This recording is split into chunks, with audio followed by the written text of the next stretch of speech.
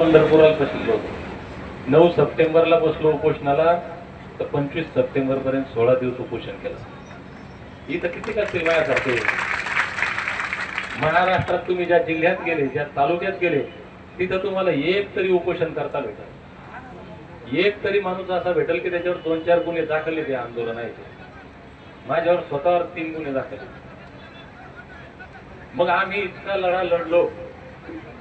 आमच्या बापावर गुन्हे, आज्यावर गुन्हे, आमच्यावर गुन्हे, आमच्या लेकरांवर पण गुन्हे दाखल झाले पाहिजे का? तुम्हाला विचारतोय मी, आमच्या लेकरांना पण आंदोलन केली पाहिजे का? आमच्या लेकरांना पण उपोषण केले पाहिजे का? उपोषण काय मजा घेता लोकांना वाटत असेल ना खाऊन पिऊन. त्याच्यामुळं मी आमदार साहेब सकाळ संध्याकाळ माझी ब्लड टेस्ट, युरिन टेस्ट सगळं होतं. कारण माणसानं जर प्रामाणिकपणे काम केलं ना तर इतिहास घडतो. आणि मी ठरवलं, मी काही म्हणजे मी पोलीस खात्यात होतो साहेब, माझं एक चांगलं चालू होतं. मला इकडे येऊन कोणी आमदार करून काही कोटी रुपये घेऊन बनवतं माझ्यासाठी. पण जे बी.के. कोकरे साहेबांनी सर्वस्वाचा त्याग केला, ती प्रेरणा आम्हाला कुठंतरी होती की आम्ही आमचं आयुष्य किमान आमच्या कर्मणानं पूर्वजांच्या पुण्यानं आमचं खाण्यापिण्यापुरतं आहे, पोटापुरतं भागलं आमचं. हे आयुष्य, हे जे महापुरुष जर तुम्ही वरती पाहिले तर दिसणार नाही. खाली बसारे वाक्य दाखवा, हे कॅमेरावाल्यांना दाखवाय. हे जे सगळे महापुरुष आहे वरती, यापैकी आमदार साहेब यापैकी एकाही महापुरुषानं जर विचार केला असता, या ठिकाणी बदनापूर मतदारसंघाचे माजी आमदार संतोषजी सांवरे साहेब आले, त्यांचे आभार. तर यापैकी एकाही महापुरुषानं जर स्वतःचा विचार केला असता ना, तर आज तुम्ही आम्ही अशी इथं बसलेलो नसतो. तर ह्या महापुरुषांचे विचार डोक्यात होते. आणि आपणही आता आपलं उर्वरित आयुष्य समाजासाठी समर्पित करावं हा संकल्प घेऊन नोकरी सोडली होती. आणि तेव्हापासून मला आठवतं, माझे जाफराबादचे बांधवाचे साक्षीदार इथं आहेत बरेच. मी नोकरीहून आलो, माझा एक छोटासा ऍक्सिडेंट झाला. माझ्या गळ्यामध्ये असा हात होता आणि राजेश टोपे साहेब कॅबिनेट मंत्री होते. मी मेंढर घेऊन त्यांना चौकात अडवलं होतं. म्हणजे हा लढा आम्ही ताकदीनं लढतो, इमानदारीनं लढतो. वेळ जातो, पैसा जातो, हे पोटाचे आतडे. आता उपोषण कधी उठलो, आता मी तर म्हणलेलं साहेब मी उठणार नाही सर्टिफिकेट घेतल्याशिवाय. पण जे बांधव उपोषण केलं आणि उठले, त्यांना काय त्रास होतोय त्यांना माहिती आहे. सोपं नसतं. काल डॉक्टर आले चेकअप करायला. ते म्हणाले की तुम्हाला किडनीचा त्रास होईल, तुमचं ब्रेनचं काही होईल, तुम्हाला पॅरालिसिस होईल. म्हटलं डॉक्टर साहेब तुम्हाला माहिती आहे, मलाही कळतं, थोडंसं शिकेल. पण एक खात्रीनं सांगतो तुम्हाला, माझं आंदोलन सुरू करताना वाक्य होतं, ते आता बोलतो, माझ्यावर विश्वास ठेवा. एकतर मी जिवंत असताना हे तुम्ही ठरवायचंय. मी ठरवलं साहेब हे आंदोलन उभं करताना की आमच्या लेकरांच्या वाट्याला हे नाही आलं पाहिजे. आता आमच्या लेकरांच्या वाट्याला आंदोलन, मोर्चे, उपोषण, पोलीस स्टेशनचे गुन्हे हे नाही आलं पाहिजे. आमच्या लेकरांच्या वाट्याला आता एसटीचं सर्टिफिकेट आलं पाहिजे. म्हणून मी फार विचारपूर्वक, जाणीवपूर्वक हा लढा उभा केला. कारण धनगरी जत्रा माधव तात्या आणि कारभारी सत्रा, बाळासाहेब ही म्हण बदलायची होती मला, आणि महाराष्ट्रानं ती म्हण बदलली. आणि धनगराची एकच जत्रा आणि सगळ्या महाराष्ट्राला खतरा आहे आता.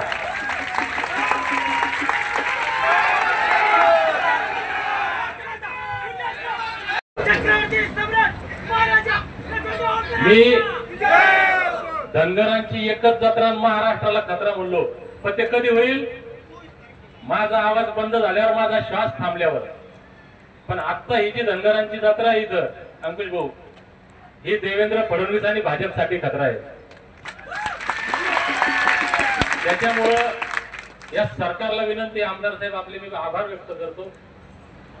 पहिले आमदार आमच्या इथे हिकमतदादा उडान आले, मग आमचे अर्जुन भाऊ खोतकर, बबनरावजी लोणीकर, हे बिचारे प्रेम करतात आमच्यावर पहिल्यापासून.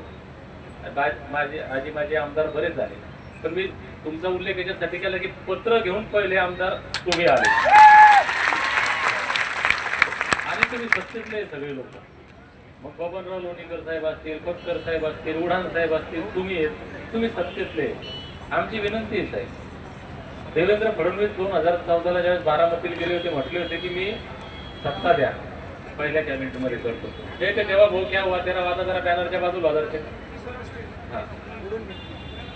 आणि मी फडणवीस साहेबांच्या अगदी 4 फूट अंतरावर बसलेल्या 2-3 बैठकीमध्ये ते बोलले की सत्ता भाजप धनगरांमुळे आली, मुख्यमंत्री धनगरांमुळे झालो, एवढंच नाही तर मी आमदार धनगरांमुळे झालो, कारण माझ्या मतदारसंघात 20-25 हजार धनगर आहेत. आमची विनंती आहे की इतकं भरभरून धनगरांनी सगळ्यांना दिलंय, धनगरांनी काय कोणत्या जन्मात काय पाप केलं, काय वाटोळं केलं कोणाचं की आमच्या वाट्याला ह्या असे दिवस आहेत.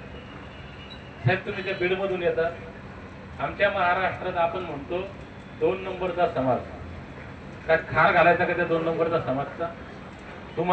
तुम्हीच खरे येडे तुम्ही आहेत, लोकांना नाव ठेवून काय फायदा आहे? एक खासदार इथे असंच झाला साहेब ते बीडमध्ये, आणि आजपर्यंत एक आमदार आमच्या ऐकण्यात नाहीये. ते पंचायत समिती, जिल्हा परिषद छोटे मोठे पद असतील तर, अरे एक संविधानिक पद मोठं म्हणजे खरं आम्ही लोकांना भरभरून द्यायचं, लोकांनी आमचा वापरच करत राहायचं. करा बाबा, नका देऊ आम्हाला ते राजकीय आरक्षण, आमचा आमदार खासदार करू नका, पण आमच्या लेकराला IPS IAS होण्यासाठी तर सर्टिफिकेट द्या.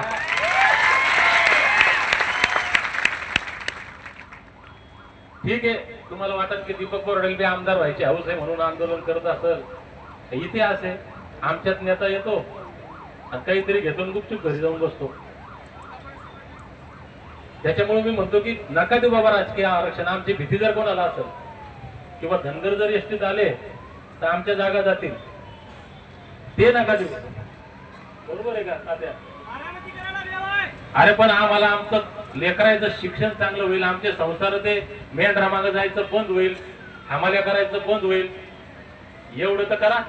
थोडी तर उपकाराची जाणीव ठेवा. म्हणून फडणवीस साहेबाला एक शेवटचं सांगण्यासाठी आंदोलन उभं केलं आणि मी शपथ घेतली होती की माझ्या आयुष्यातील आणि धनगर जमातीच्या आरक्षण लढ्याच्या इतिहासातील शेवटचं आंदोलन असेल. आणि मी तुम्हाला खरंच सांगतो, मी आजही म्हणतो माझ्यावर विश्वास ठेवा, सर्टिफिकेट मिळेल. कधी मिळेल?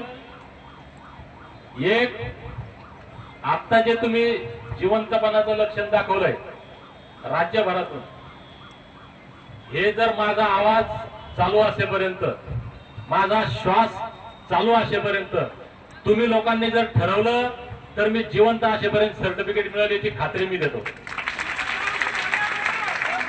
झालंय ना आपल्या आजूबाजूला, श्रीलंकेत काय झालं, बांगलादेशात काय झालं, नेपाळमध्ये काय झालं.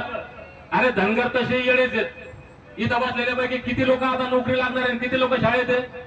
जे लोक लेकरं शिकू राहिले त्याला नोकरी लागणार आहे, त्याला घरात बसायचं.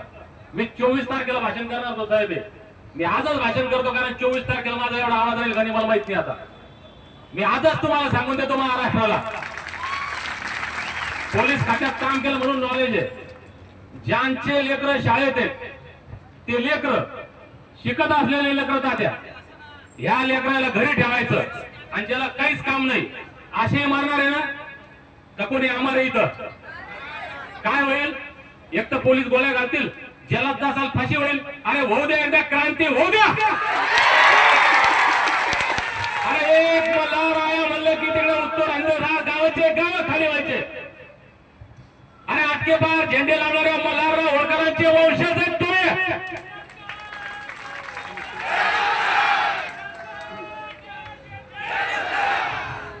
अहिल्यामाईंची पिंड आम्ही हातामध्ये पाहिली, पण हातात पिंड घेऊन राज्यकारभार होत नाही, चालत नाही.